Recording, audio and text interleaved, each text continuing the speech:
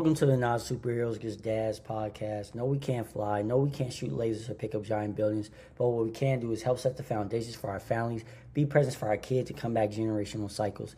On this podcast, we dive into everything dad related, from the struggles we deal with as fathers to what our favorite thing to barbecue is. Hello, I'm Sean Laurie. Hope you guys are doing amazing today. Man, I hope you know the year's been good to you. As obviously we're, I guess, in the new year. Starting that. But before we start, make sure you guys like, share, subscribe, tell a friend. You guys know I appreciate the support like always.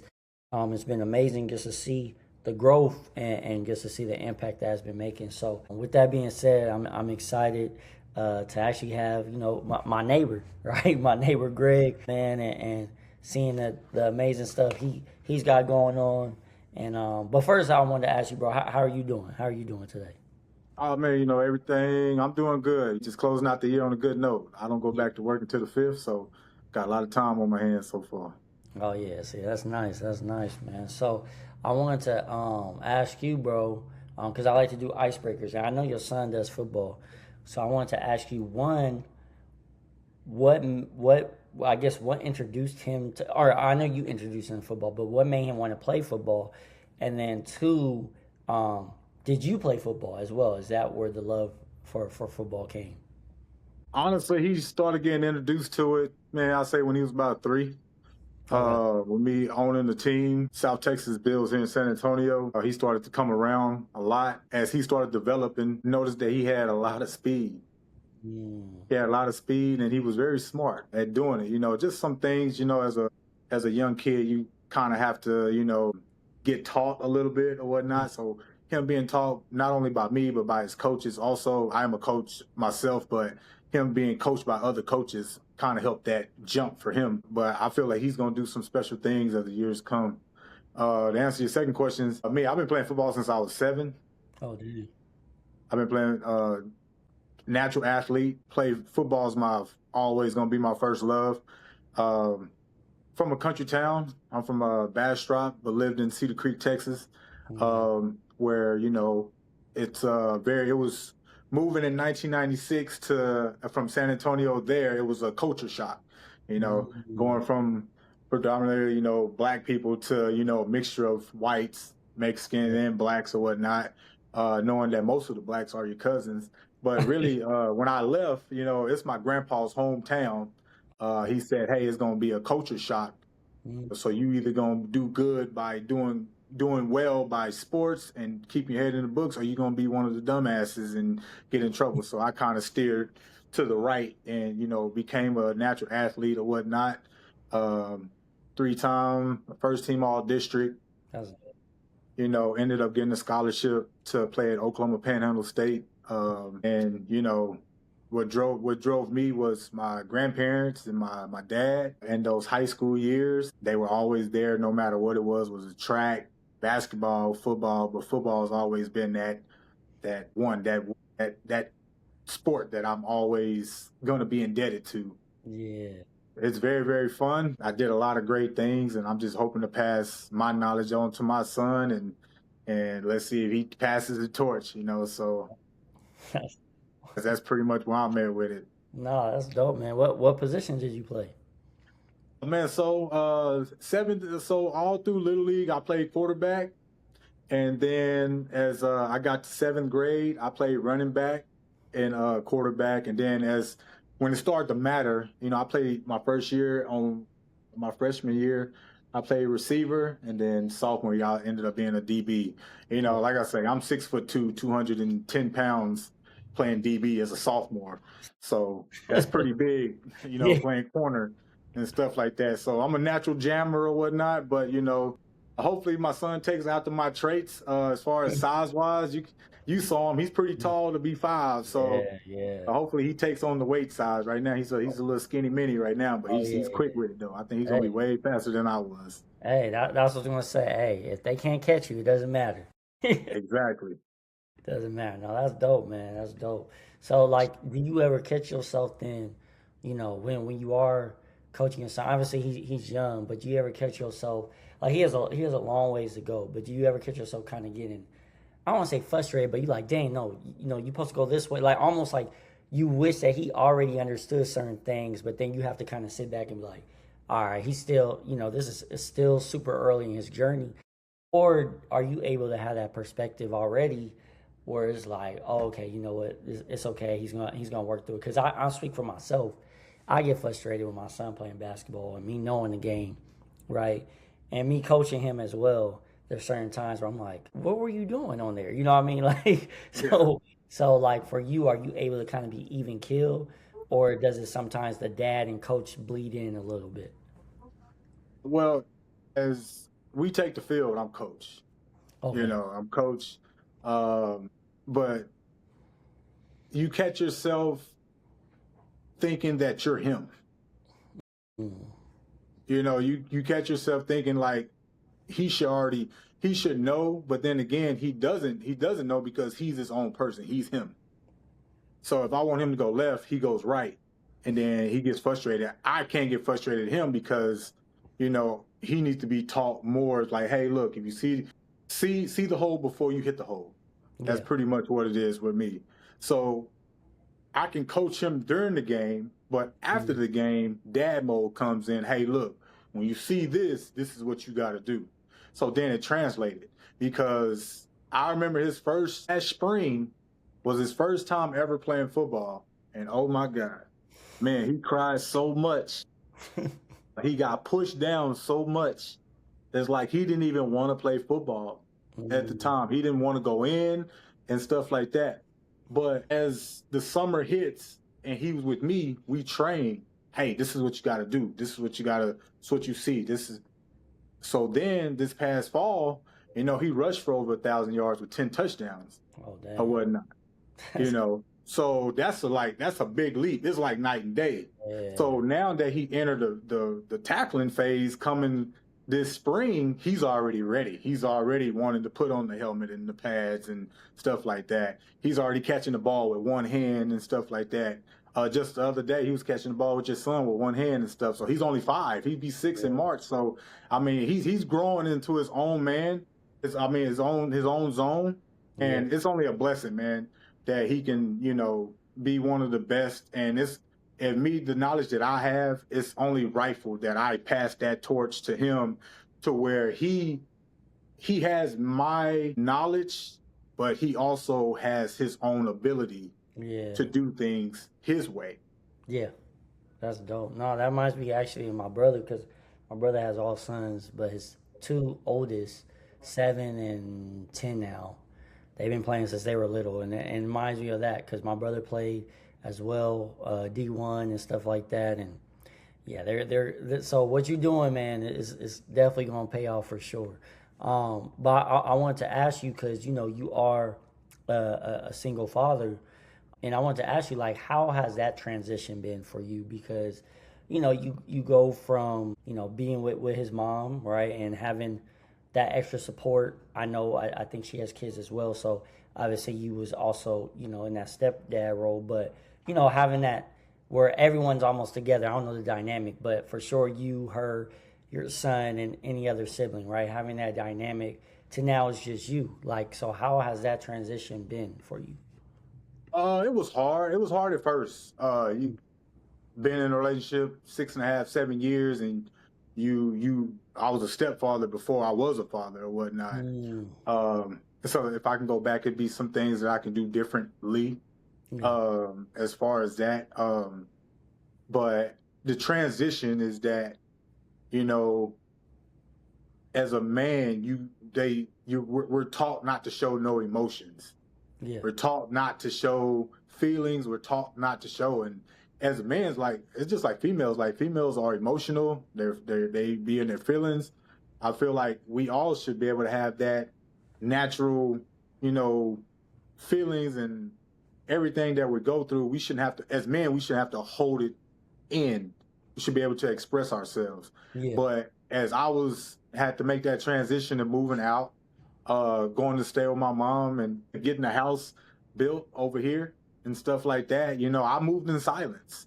I Mm. moved in silence. That's my motto. That's my thing that I do. I move in silence. I don't let nobody know my next move and stuff like that. I just do it, because if you don't do it, nobody else gonna do it for you or whatnot. I not only did that for me, but I did that for me and my son. Mm, With my son being a fourth generation, he's pretty much all I got as my seed. My father is no longer here. My mom, she lives up the street and stuff like that. But it's just me and my son. yeah, And I got to build a foundation over here. The foundation he's already established over there with his mom, yeah, which, we was already over there. But it took a little adjustment for him to be over here because it wasn't normal for him to be over here. Now yeah, he gets a kick out of being out here, man, going outside, throwing the football. You see your kids, he's out there, he's doing whatever. So he's transitioning better or whatnot. He's only going to get better. But the transition was, I wouldn't say it was easy, but it's something that I had to do not only for my son, but as a man, as a yeah, father, I had to do that. yeah. No, absolutely. So I wanted to ask you, like you said, as a, you was in that stepfather role, and certain things you could do different or whatever. But more so, I wanted to ask you because, like you said, you was a stepfather before you was actually a father, right? To your son now. So what being in that role, you was a father, you was already in that father figure role, but what in that experience, what did it teach you that you can implement either for your son, or what did it teach you not to do for your son? One thing that I speak for stepfathers who's going into a relationship, people got to remember, I was single and I chose to be with a woman with 3 kids already. Yeah, And I'm not judgmental at all. I'm not. yeah, I feel like kids are blessings or whatnot. But how your kids are raised is night and day from how I was raised. It's like, yeah, you know what I mean? So for me, it's like it's a lot of things that I could have done differently as far as like, how our culture is like, hey, when you want to do something, you gotta make sure your clothes and everything, the house is mopped, yeah, swept, clothes is done, bed folded, stuff like that before we can go any mall, anything, anywhere. But I think the culture is different. mm, The culture is different. Um, like I'm not gonna pick up after you, yeah, and it's just a certain age, like certain things, like you leave a sock or you leave a napkin on the table, stuff like that. yeah, But I'm not gonna do your chores for you. I'm, yeah, stuff like that. So it's a night and day type of thing. So yeah, like for my son, like I don't know how he's over there with her, yeah, but as far as him over here, like if you kick your shoes off, you make sure you take them shoes in your room and put them in your room, yeah, or you make sure you pick up that plate and you throw it in the trash can or stuff like that. yeah, You mess up, you pick up. That's yeah, what I'm telling to him because I cannot. We're only here to walk with our sons, our daughters for a certain amount of time, and then at the end of the day, what's going to happen? We have to let go. you yeah, know. And as fathers, as we teach on the go, we already train like, hey, he already knows what he needs to do. His decision is his decision. I can't speak for a mother. I can't. I'm yeah, not. So, but as a man, it's like, hey, look, you do the right thing. You stay out of trouble, you do the right thing. yeah, So I would have preached more to them as far as that, instead of me trying to tell them how I was raised and try to make them fit how I was raised. Hey, mm, you need to pick up, because you can't go into a situation telling them to do something and they not accustomed to doing it. yeah, It's a hard thing. You get a resistance from it. yeah, But then that's where it comes in to where like, hey, look, he said you need to do this, you need to do that. You know what I mean? Once the parents start going against the grain with each other, the step pop, now you become a part-time stepdad. Like yeah, you're a stepdad when needed. You yeah, know what I mean? So I'm all in or I'm all out. yeah, That's where I was. And I catch myself in between at yeah, times. So I'm just like, hey, it is what it is. yeah, I always wish them the best of luck in life or just anything. yeah, So, but my main focus is not on them. It's my son. yeah, I got one. He gets 100% of me, and yeah. that's what we're going to do. Yeah, no, definitely. I was gonna say that's one of those tricky things, I feel like, especially like unless you're with like you said, you was with a woman that had, has 3 kids already, right? And that's one of the things that I feel like is difficult at times because if you go into a relationship and they have kids, not that that's a bad thing, but it's one of those things. If either A, if you're not there like when they're basically 1 years old, right?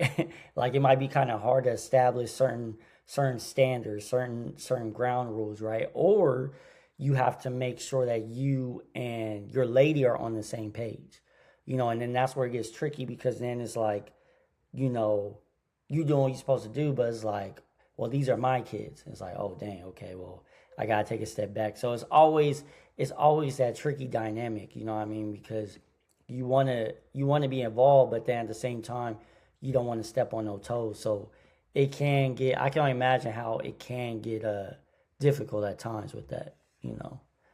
Yeah. I wanted to ask you then, so like what was you don't have to go into necessary detail, but what was the moment that you realized like, this isn't going to necessarily work and I have to move forward now and do what's best for, you know, my son, for me, and I'm sure even for her household, right? Just because of whatever the dynamic was. Like, what was there a certain moment or event or something where it's like, okay, yeah, you know what, it's time for me to navigate and do what I need to do what's best for me. The disrespect. Mm, That's just one thing. yeah, As a man, we only want respect. And when you start disrespecting us, it's like, yeah, like we gotta kind of move around yeah, and not throwing shade at nobody, but yeah, you really just gotta. The respectful thing is always to have your partner's back and stuff. And I had it for as long as I could. yeah. But I would just say one word is disrespect. Mm, Um, but at the end of the day, I don't hate nobody. I don't yeah, dislike nobody. It's just the simple fact is it's just like, hey, like I said, we're night and day. Your yeah, respect is shown differently or whatnot, but I'm always gonna give respect until I don't have to.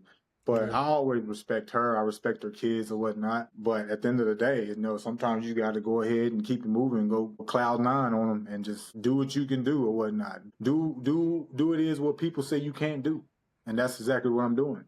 Mm, So no, that's good.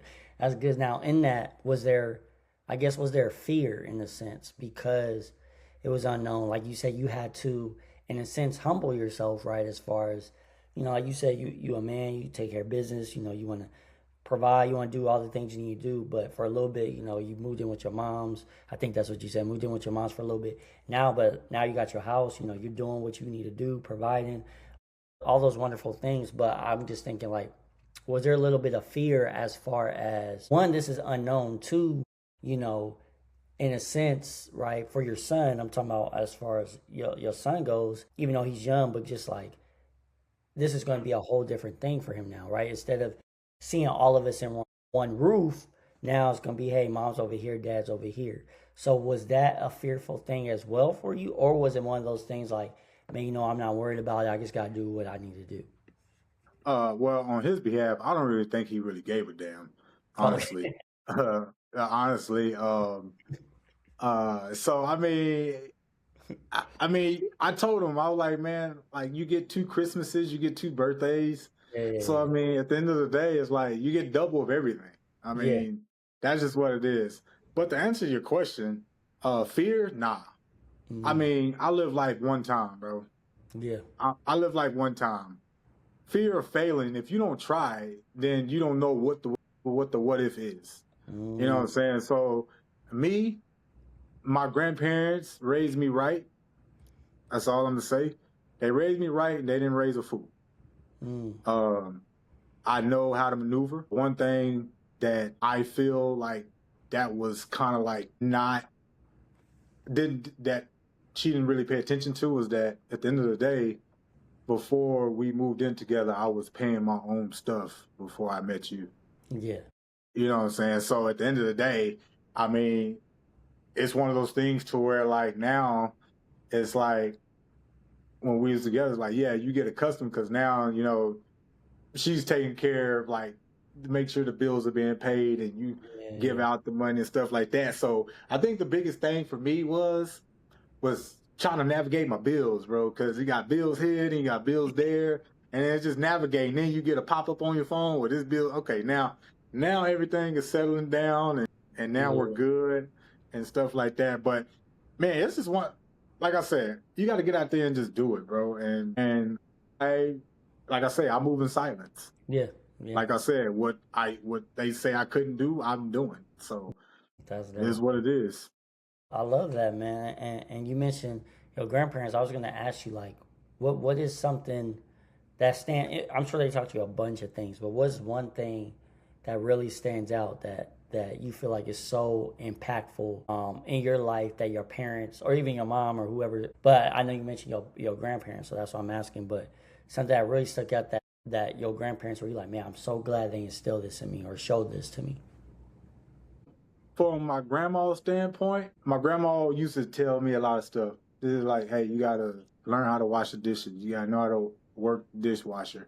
You gotta know how to wash and fold your clothes. You gotta know how to make your bed. That's the in-house stuff.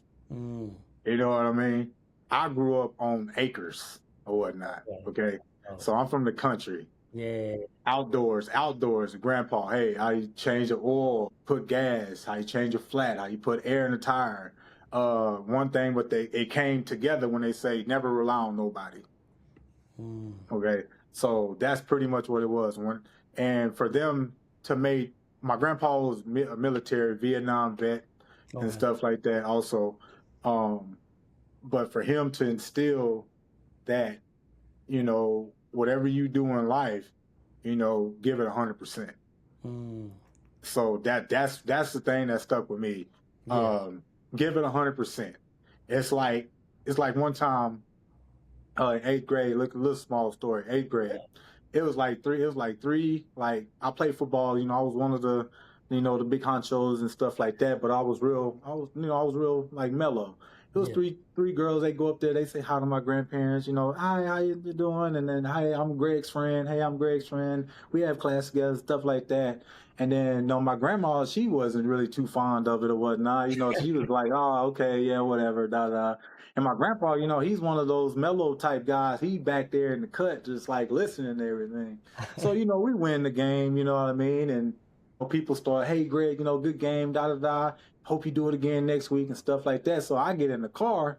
First thing my grandpa said was like, you fumbled once. And I was like, okay. He said, you need to fix that.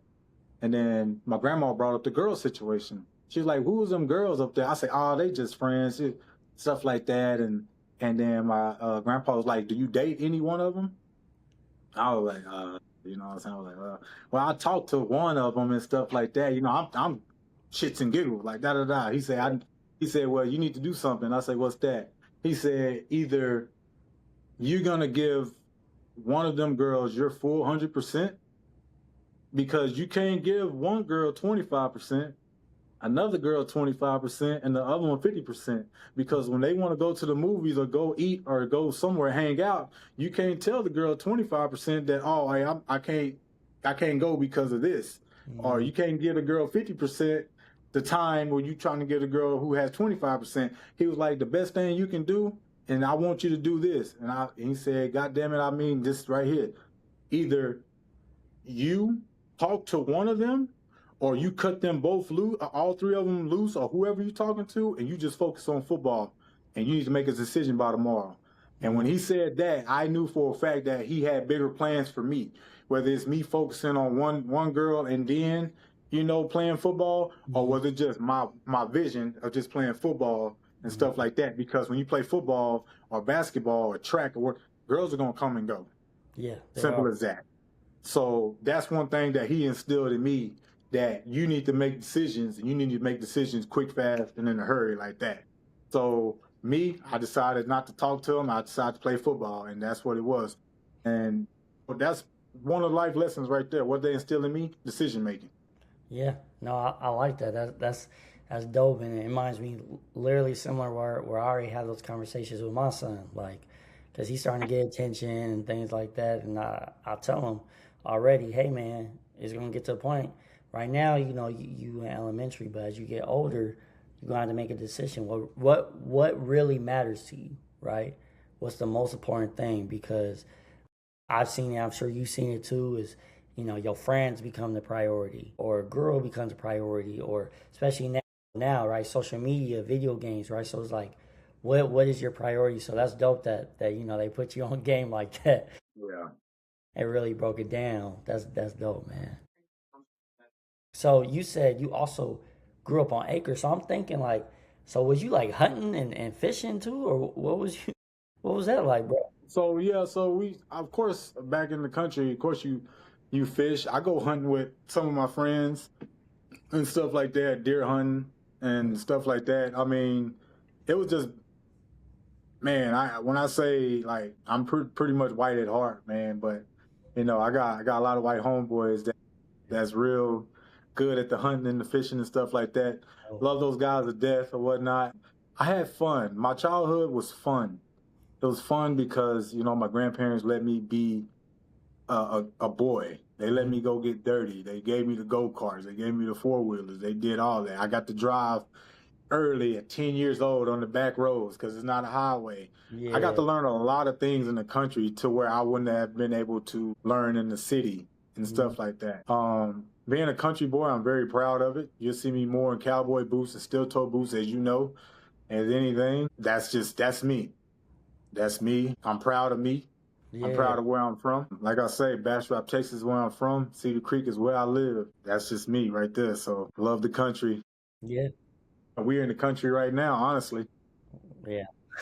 I just love the atmosphere, man, because the stars is what you look for in the country. You don't see that in the city. That is fun. I love my childhood. Love my homeboys. It's a great. It was great. My childhood was fun. That's dope, man. So when you was going through that transition, doing thing, hey, I gotta in a sense start over. Who was the people that was in your corner? Like you said, you don't tell everybody, you kind of move in silence, but just the people, because right, like you said, like it was a little difficult just the transition at first, right? So like who because I know you talked about like your some of your homeboys and stuff like that. Like was there anyone specific that was there with you during that season? Like you're out of that season now, but during that season, did you have a couple people where you could talk to like, bro, this is what I'm dealing with at this moment? Or was it just like, man, it's just me, my mom, and my kid, and I'm just trying to figure it out? So, uh, it was my mom, my grandma, my cousin, Okay. and a good friend of mine who used to coach for me or whatnot, Coach Spence. I call him Coach Spence, but he's more like an older brother, military guy. He knew everything. Mm, I told him everything. Also, my friend Brandon or whatnot, I told him everything because they were around the yeah. family grid. You know what I mean? They know both parties or whatnot. Just them Yeah. doing the transition. We don't speak every day, Yeah. and especially my friends from back home, like my homeboys Chris, Marlon, Jared. I can go on and on. Yeah. But they knew. But I didn't talk to them every day, but they knew that I definitely bounced back and get on my feet and stuff like that. But my mom and my grandma and them, my uncles, my aunt, they all was big supporters of what I was going to do. So that's always a blessing when you have family that's in your corners. That's dope. That's dope, man. So, for those people that don't know, like if you don't mind me sharing, but I know you, like you say, you're doing the football stuff. You wear many hats, but you're doing the football stuff. I know you're working on your barbecue business, if I remember correctly. Excuse me. So I wanted to ask you, compared to then, or I'm saying, yeah, from now or from then to now, right? I want to ask you, what does um, success look like for you, or what is it that you plan on doing now? As like you said, the things that people thought you wasn't able to do, you're already doing, right?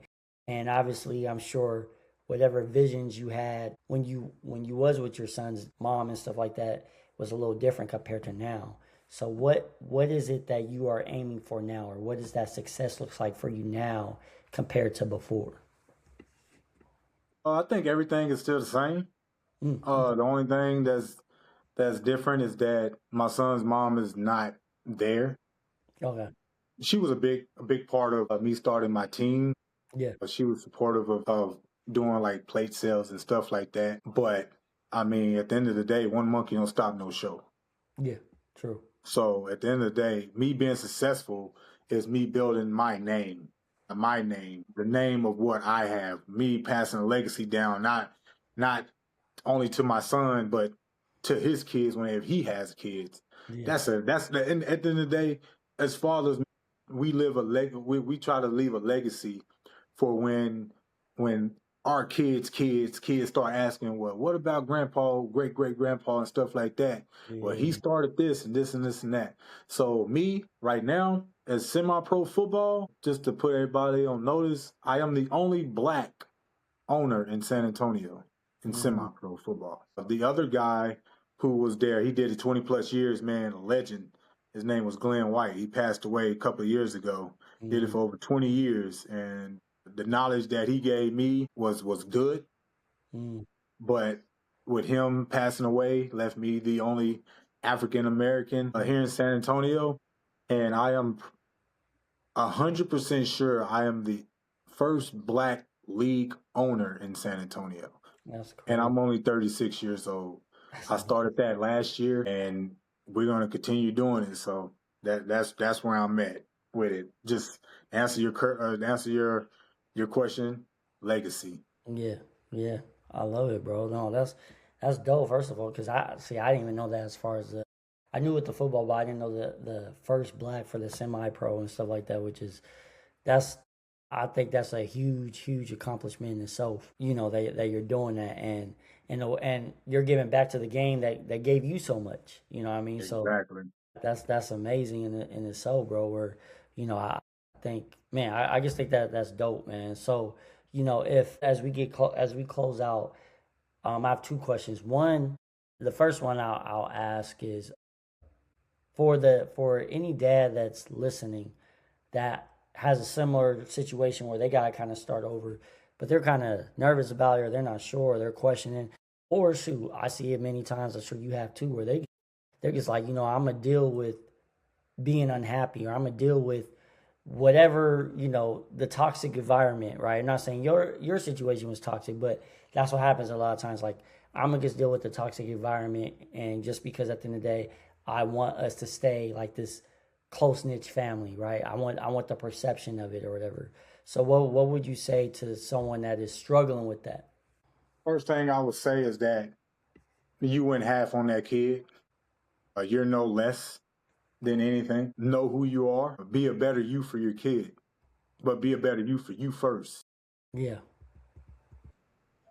I think we as guys feel like once a breakup happens, we feel like we lose our kids. No, you don't. You can go to bat for your kids, because if you know you're a damn good father and you're there and you doing stuff, especially if you're a stepdad and then you end up having a kid with that female or whatnot, hell, you're a hell of a dad, Yeah. because you're not only goddamn me taking care of her kids, you're taking care of your own kid and her at that. The Yeah. thing is, I think we get so scared of starting over. It's Mm. just like, what are we doing? We Yeah. don't know the next move. But shit, at the end of the day, you got to know your next move before your next move. You got to. The worst thing you can do is not bet on yourself. Mm. The only person that's gonna bet on you is you. And the only thing somebody can tell you is no. That's the best thing. That's the best knowledge I got. The only thing a person can tell you is no, Mm. and you just keep on. You'll find a way. It's something to click on in your head. If you realize that you can't do it, if you don't know where to start, go home, write your stuff down on a piece of paper on where you trying to start, and then you Mm. start reorganizing what's first, what's last, what's second, what's third, what's fourth. You'll find it out, because as men, we have to find a way. We Mm. can't run back to mama and daddy like sister can. True. You know what I'm saying? We can't run back to them. A lot of us as single fathers, we don't have our fathers no more because they probably gone. You can't run back to your mama because your mama didn't she didn't raise you to be that that that physical, mentally tough. They mama's babies. They baby you Yeah. or whatnot. You can't live at home with mama all the time. So what I was like I said, always bet on yourself. Always be a man and man up. If you're gonna fail, fail hard, Yeah. because that's only gonna make your come up even better. Mm. That's all it is. You got time. The thing is, there's no rush at this. It Yeah. took me 11 months to realize who the fuck Greg was. Because I kind of felt like I lost myself being in a relationship. I lost myself. And then you got like people start remember, hey, my auntie, Greg, you know who the fuck you are. That's what they say. All of them. You know who you are who you are. You know your genes. You're a third generation. You got to be able to lead your son, who's a fourth generation. So at the end of the day, know who you are. You know who you are. So don't forget who you are. That's all I'm saying. Never forget who you are. And it took me 11 months to do that.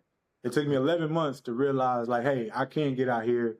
I can still do the football thing without her. I can still raise my son without her. And being a man, and I'm not taking no shot at no women at all, but you as a woman cannot teach your son how to be a man. That's just what it is. Yeah. Because if his daddy don't teach him how to be a man, and the next guy you bring in or whatnot, can't teach him how to be a man, the streets are gonna teach him how to be a man. And if you're gonna let him learn the streets, there's only 2 routes. My grandpa said, jail or death. And should no mother or no father should be able to be out here burying their kids. So you gotta make sure your ducks are in a row. And like I say, me and his mom, we co-parent, we good or whatnot. We do what's right for him and stuff like that. That's all that matters to me. Us doing stuff for him. It's not about me. It's not about her. It's about him. So if we can link up and know that, then we're gonna be good. That's dope. I love it, bro. You actually answered my second question because I was gonna actually ask who. Yeah, it's funny you said that because I was gonna ask who was Greg before, or who was Greg during the relationship and who's Greg now. But you already kind of answered that, which is kind of dope. It fell in line with that. No, yeah, man. Because honestly, man, when you get in a relationship, you kind of when you get turned down so much of like, hey, I'm going to do this, and like, oh no, I'm not. And you keep trying to like, you trying to find your way. At the end of the day, you just accept defeat. And then when you accept defeat, it's like you don't even want to try no more. You just lose yourself. Man, you see yourself getting out of shape. You get fat. You know what I'm saying? I was there. Yeah. I was there. I lost myself, bro. Like honestly, I was paying bills at her house. I was there when she bought her house. Yeah. Like I moved all her things in her house by myself, her and her kids. And just, it's just one of those things to where like, at some time it's like no appreciation. Yeah. I think just like old boy said, the comedian said, he's like, the grass ain't green, like the grass ain't green on the other side. He's like, whoever turned over grass and saw if it was greener. Can't. Soil. You know what I mean? It's just like people are so afraid of watering the grass that they have. They rather go and try to purchase new grass to where you have to put mulch down and water it and water it and water it when the shit was already there. Like you just gotta just make sure that you just water your own damn grass and nothing's green on the other side. Some people have maybe, be in a relationship and it's green on the other side. But are they truly happy? You know what I mean? Are they truly happy? Because as a man, you're there to protect and provide, right? Yeah. But then again, when you leave, now that protection is who's protecting that? Especially if you have a kid over there. You know what I mean? So at the end of the day, your job is our jobs in life, what people say is supposed to be to protect, provide, pay bills, suck up what we got going on, and go about our day. Yeah. That's not the way to live. True. It's really not. So, like, for me, I'm happy or whatnot. I'm always going to wish her the best of luck at what she does or whatnot. I have no hatred in my heart towards nobody. But at the end of the day, it's crazy that literally here in 13 years, we're going to become strangers again. So we got to do what's best for him for the next 13 years. And after that, you're just a stranger. Yeah. That's just what it is. You're a stranger. And how I treat strangers, man, I just don't even talk to them. Yeah. But as of right now, I have to talk to you. I have to coordinate with you because we have him. Yeah. But I mean, strangers are strangers. Like it is what it is. Yeah. Life goes on. One monkey don't stop no show. Yeah, no, that's facts, bro. That's facts, man. So, real quick to tell people where they can find you and on either on Instagram, Facebook, because I know you do have, you're doing the semi-pro stuff. I know you're getting your barbecue stuff together. So once you start getting all these different events, I know you're about to put together a few other things where they can find you so they can connect with you. Because and like I told you, I know some coaches as well, so I know they're gonna definitely want to tap in with you as well. So where can they find you? So you can find me on Facebook as Greg Cook the third. The you'll see me and my son on there. If you look at the background picture, it has the South Texas Bills emblem on there. Instagram, same thing, Greg Cook the third. You'll see my son. He's a little baby there, but he's also big. He's big now. But y'all can also, if you want to follow the football team, it's South Texas Bills spelled out. Follow that on Instagram. We also got a TikTok, which is STX Bills. I'll follow that also. And then here in a little bit, I'm going to create a website for my barbecue. So I will also be looking to ship. I'm also be looking to place orders and stuff like that around San Antonio. But you really can catch my barbecue at my football games and stuff like that. So once the schedules drop, I would definitely get back on here and definitely lace it up with everybody and stuff like that. I'm also looking to do, when I launch the barbecue thing, I'm also looking to do a basketball tournament or whatnot. I definitely want to do a basketball tournament to where, the winners, I pay for the uniforms. There's going to be trophies. It's going to be something real nice, barbecue everywhere, just to let y'all know that, hey, this is where, I know there's a lot of barbecue spots here in San Antonio, but I mean, here where I'm at, everybody got their own touch to it and Yeah, stuff like that. So stay tuned for that. I also will let Sean know about all that also and yeah, stuff about getting that going. It'll be a whole weekend thing, double elimination, real good basketball. Definitely going to do some real things with that. Looking also, I'm definitely probably 2027 looking to do a little league basketball league or whatnot that mm, consists of a total of 16 games or whatnot that's played mhm, throughout the week yeah. and stuff like that, weekend tournaments and stuff. It'll be a very, very long season. It'll probably start in January all the way and last until July. Okay. So it's a league, but it's gonna be fun or whatnot. So definitely we'll get with that and Yeah. planning that and just go from there, man. No, I love it, bro. I love it. Definitely. One, y'all, I'm gonna make sure look. I can't tell y'all and not do it, so I'll make sure I follow him as well. Because when he has those things, I'm gonna make sure I post it, share it on a story, and as you guys see, man, this man's constantly moving, constantly doing a lot of amazing things, not just for himself but for the community. So definitely tap in with him. Before we close out, man, I always like to give the fathers a father. I mean, give the fathers their flowers. And so, one, bro, I just wanted to thank you just for your time, and then also, again, I don't want to downplay what you being the first black in the managing the whole semi-pro, and then guess what you doing, man? You all the doubters, you're hushing them up. You know what I mean? And at the end of the day, the ones that are doubting you, that just means they know that you're destined for greatness, and you continue to just break barriers, bro. So what you're doing is amazing, and I know how much your son loves you. I seen how he be cheesing ear to ear when he's with you, man. So you just continue doing the amazing stuff you doing, bro. And like I always say, the standard is the standard, and you're doing that. So salute to you, man, and I appreciate you for being on, bro. Yeah. Thank you for having me. We definitely gotta do it again. Y'all stay tuned. Like I say, just all the social media that I got. Just make sure that y'all look it up. Definitely will be doing that. But y'all, I know y'all some basketball fans and stuff like that. We're gonna try to have a live stream for these football games also. That's And dope. I definitely dropped the streaming thing, and so you guys can look at it and stuff like that.